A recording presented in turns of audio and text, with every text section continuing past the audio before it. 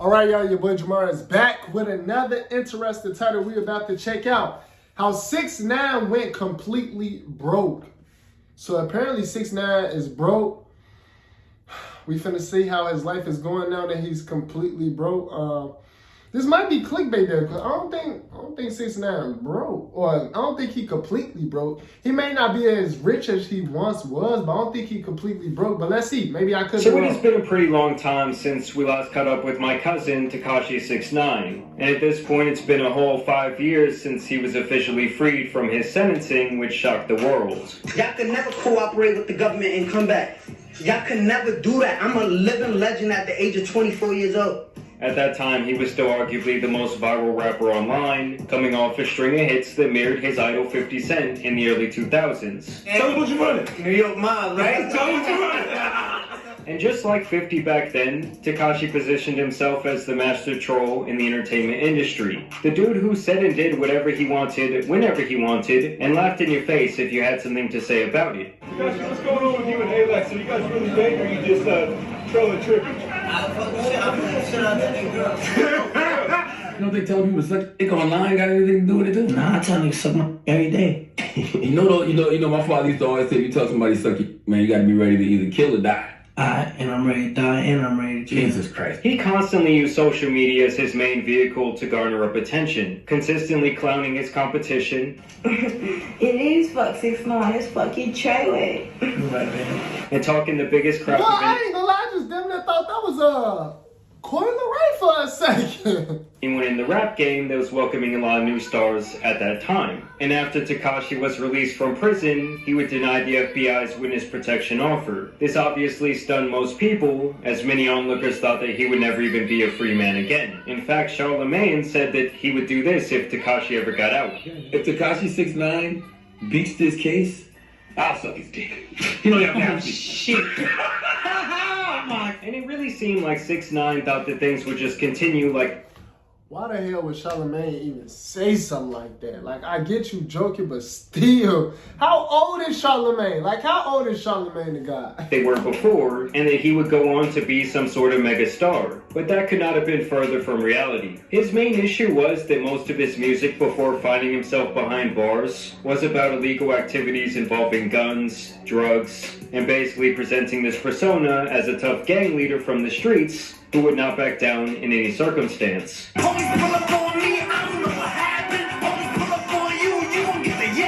So taking the stand and snitching on the entire operation was obviously going to affect the way that he was able to present himself and speak in his music. If you don't got this watch right here, you a little boy to me. I'll kiss you on your forehead. You a little boy.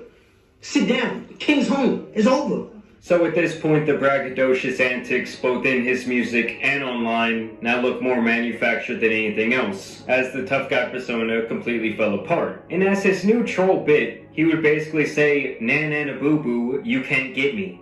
We beat the industry. Fuck is y'all talking about? To then a rat like me to come home and still do more numbers than you, I would be mad too. And truthfully, this guy was never actually any of these gangster things. It's almost like a meme that just went too far. Like, yes, his ego was always massive, but he definitely got wrapped up in that style of music that he was making, and he started to actually live the life, getting affiliated with legitimate crime organizations, and even committing crimes himself. Basically, this guy had morphed into the persona that he was trying to... I'm not gonna lie, that video of him running with the chopper like this is the funniest. Bro, who was recording him, bro? present to the world. And you also have to keep in mind, the guys that he had snitched on had previously kidnapped him, Get in the car. stolen from him, slept with his girlfriend, and it was rumored that they even had plans to kill Tekashi. So-called his loyalty and everything and no snitching and all of that, I get it, right?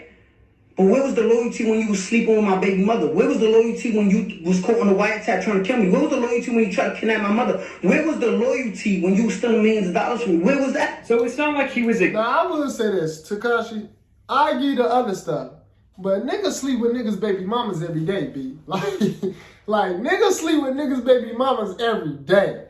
Like, don't have a baby mama then if you don't want if you don't want nobody to sleep with your baby mama, niggas is gonna sleep with your baby mama, bro. Like, don't have a baby mama then. You should have take the Jamario route, not having a baby mama. Cause like niggas, like, come on now, how many baby mamas I done slept with? Niggas gonna sleep with niggas' baby mamas, bro. Exactly ratting on his day one best friends of family here. Either way, most people now perceived him as Snitch9ine, who talked a lot of shit and then sang like a bird on the stand. And despite the early success of his singles from Gooba to Trolls featuring Nicki Minaj, it was clear that things were not the same from a business perspective, as his album Tattletales was not supported by his record label, and even worse, it was like there was an active effort to make sure he did not get boosted up the charts with its release. To be honest, since I got out of jail, I feel like I've just been blackballed from a lot of things. I truly believe that they anticipated this moment. They kind of knew that everyone wanted to see what Tekashi had to say, fresh out of prison, but they also did not like promoting a dude who was found guilty of felonies. And so they gave this album basically no promo, they kind of blackballed him, and they went on a very long campaign for a Big Sean album instead that had come out the very same week. Because it was projected to not be number one at first, and I wasn't bothered by that. So it's not just you, the world, like people watching see it, like, oh my God, they're blackballing him, right? But the way the industry makes it look is like Tekashi puts out the album, huge flop. And when Tekashi realized this album would be a commercial failure, he turned back to his usual trolling antics. My album, Now after this, we would not hear from him for quite some time, besides when he would appear in the occasional Nelk video. Tekashi, Yeah. come on, Sure. what position? Probably doggies. I have to look at them. We'll take a look at him. When he was running around with his at the time best friend Steve Will Do It, who seemed to be just about the only person truly interested in helping Tekashi revive his career. Well, I guess him and DJ Academics. I remember going to his house the first time and I came with a shoebox, $250,000 cash, and I gave it to him. So he flew me out like an Instagram thought. He flew me out. He got me a private jet, got me my own room, and he fed me pretty good. Today, I consider Danny my best friend. Still, he spent most of his time out of the country and even did some performances abroad. That's suspicious. Why did he fly Tekashi 6ix9ine out? Fed him like an Instagram thought, like literally like 6ix9ine said, like an Instagram. That's weird. That's different. Flying a dude out as a number man.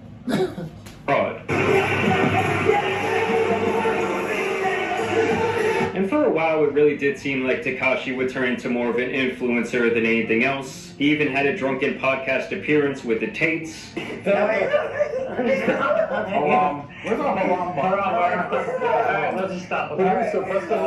But this all went downhill after his friend Steve had given him this multi-million-dollar deal to stream on Kick, which he got lazy about and quit doing after one single stream. Sometimes if you don't gotta even.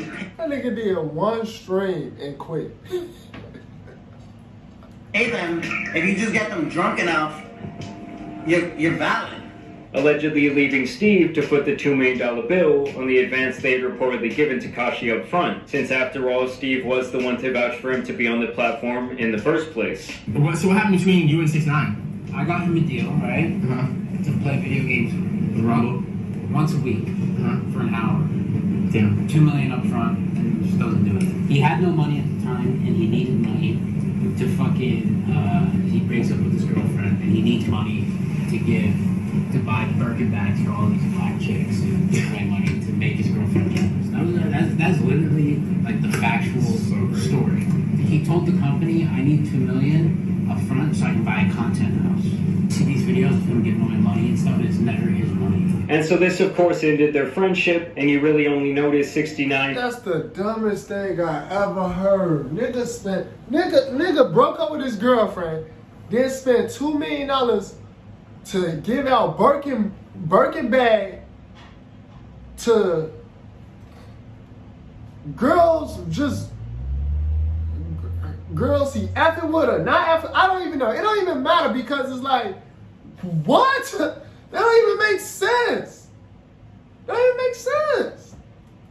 and going viral when he took time to flash his jewelry, cash, and cars whenever he could. That's your whole fucking, that's your life right there. I spent what y'all rappers make your whole career on bags and I'm giving them shit away. Really still trying to keep up with his I'm winning in your face while you're mad image. And so for a couple of years, it would honestly be pretty smooth sailing for 6ix9ine. Yes, he would get arrested a few times, but mainly for minor things, mostly occurring in other countries. Like I said, he was spending most of his time outside the US, as not only was it probably safer for him, but he also seemed to have steered his entire career and business ventures into the direction of international audiences. This is something many entertainers and even athletes do once their run in America is over, and while he might have had to do this prematurely because of the court case, it's still a very lucrative option that we have seen people use to completely revive their career. I mean, you got that boy Drake Campana going absolutely bonkers over in Mexico. This other rapper I used to know is in fucking China. Now for Tekashi, over time people would notice, and he would even brag about the fact that he no longer needed security with him everywhere he went. What's good, Brody? Shit, man, we outside, man.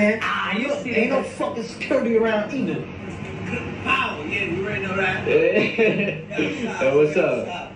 Well, more than likely he could no longer afford to do so. I mean, that shit adds up insanely fast. And for a while there, he was constantly moving homes and having a hard time making money to afford his lavish lifestyle. But obviously it would be made clear that this was a massive mistake to think that he could just walk around by himself so freely, as he would infamously get beat down in the bathroom of an LA Fitness. Yo, 6ix9ine, bro. Yo, homie, I'm not gonna lie, bro. I'm a fan, bro. Yo, I'm a fan. I'm just saying, bro. I'm a fan, bro. I know I ain't jumping, bro. I'm just saying. And to me, the craziest part in all this is that these were the guys to finally touch Tekashi. Pause. After so many people said it would be on site if he came to their city, these random low-level Mexican gang members were the ones to get the licks in. Pause. And this would definitely be a turning point in his career, as he had long been out of prison after snitching with damn near nothing ever happening to him besides the occasional sucker punch. He would even make a music video about it where he showed his face all fucked up. Two of them weren't members of the gym. One of them was a member of the gym. Yeah. So do you think that they went there intentionally to attack you, or was it a crime of opportunity? A little bit of both. But I will say, this dude can still pack a concert, especially overseas, and he has headlined quite a few festivals. So left side, right side, middle, back, Romania, make some noise!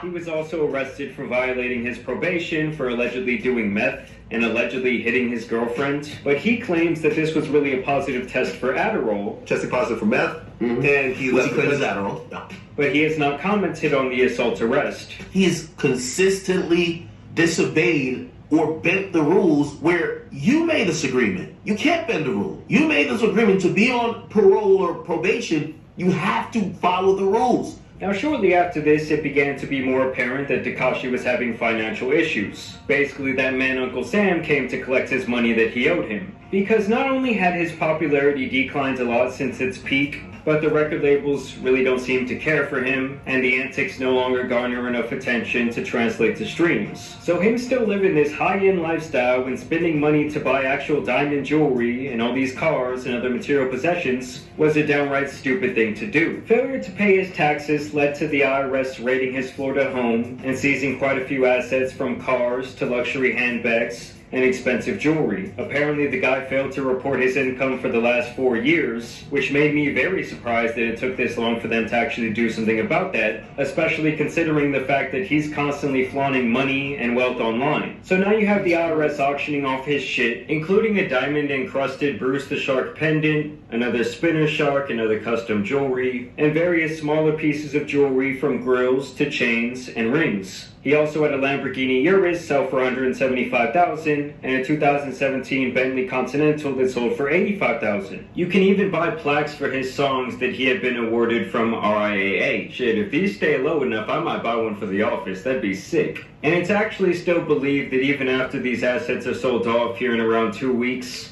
Tekashi will still owe the government a lot more money, which really makes me think that that was the true reason that he's been so out of the country for years now, and explains why he was working out at LA Fitness, which is only like one step above Planet Fitness. There is simply no reason that this dude should ever think that he can work out around heavy weights in the general public alone. Guys, it's 6ix9ine. What's he doing here? But the crazy thing is that Tekashi still does get opportunities, like the record deal that he signed with Cartel Music. Yes, that's really the name. $6 million to record an album with their Mexican artist and to tour the US, Mexico, and Central and South America. He gets $1 million for the album and $250,000 for each stop of the tour. And they even made him put a clause in this deal that said he had to use a portion of this money to pay his IRS debt, with the other clause being that he cannot talk shit online and that he cannot get arrested again. So basically this guy has to go against his true nature. And honestly, to me, he's getting off very lucky here. A lot of high-profile people have spent years in prison over tax fraud and tax evasion, and he's actually very fortunate in general to still get this type of opportunity. He was lucky that Trey 9 Bloods did not kill him. He was lucky he was let go a year and a half early on a pandemic loophole, and he's been even luckier that not much had happened to him after this besides the LA Fitness incident, which he is now suing LA Fitness over, by the way, as Tekashi claims that this was a $1 million ass whooping that he took that day. He based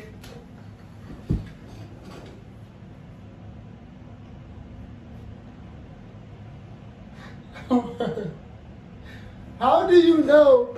How do you know? How you know what an ass like? How you know what an ass whooping is worth? Like how do you know that ass whooping was worth $1 million? What? How come it wasn't worth 100,000 or 500,000 or even 2 million or 3? How he know it was $1 million ass whooping? $1 million ass whooping is crazy. Oh my goodness. He think that was $1 million ass whooping? That was not no $1 million ass whooping. Stop it. That was really like a 10K ass whooping. Like that ass whooping, if it was $1 million ass whooping, you done that be dead. Like that was not no $1 million ass whooping. No. Basically claims that LA Fitness failed to protect him, stating that he basically should have got preferential treatment because of his celebrity status, with his key evidence being that the two men who made it all the way back there to the bathroom were not actually members at this gym, and apparently never checked in with the people working there. I believe they were actually let in through a side door that should have been locked by someone who did already have a membership. So we'll see what happens with that. It's not surprising to me at all that Tekashi is going after a corporation law. He might still win that case though if they did all that, because they weren't even members up in that. Yeah, he might still win the case for sure. Lawsuit cash grab, because it really does seem like he owes the government a shitload of money. And of course, I want to know what you guys think about all of this down below. Are you guys still out there bumping Tekashi? I mean, I feel like it's been a really long time since I haven't heard nobody bumping no damn Tekashi in like 3-4 years. But y'all let me know what y'all think. Y'all let me know if y'all still bumping 6ix9ine music, man. Comment down below. I don't think he completely broke, but I do know for a fact he's definitely not rich as he used to be. Especially if he done wasted all his money buying Birkin bags for girls that don't even like him for real. Like, I don't know, niggas be slow. But y'all let me know what y'all think down in the comments below. Subscribe to the channel if you new. Y'all know what to do. I'll see y'all next video.